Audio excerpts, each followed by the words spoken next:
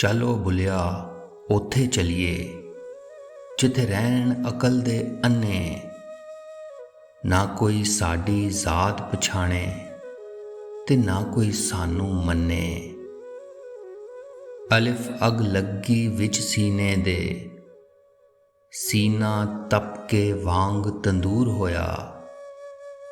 ਕੁਝ ਲੋਕਾਂ ਦੇ ਤਾਨਿਆਂ ਮਾਰ ਦਿੱਤਾ, ਕੁਝ ਸਜਨ ਅੱਖਾਂ ਤੋਂ ਦੂਰ ਹੋਇਆ। ਇੱਕ ਸ਼ੀਸ਼ਾ ਲਿਆ ਸੀ ਯਾਰ ਵੇਖਣ ਲਈ, ਉਹ ਵੀ ਜ਼ਮੀਨ ਤੇ ਡਿੱਗ ਕੇ ਚੂਰ ਹੋਇਆ।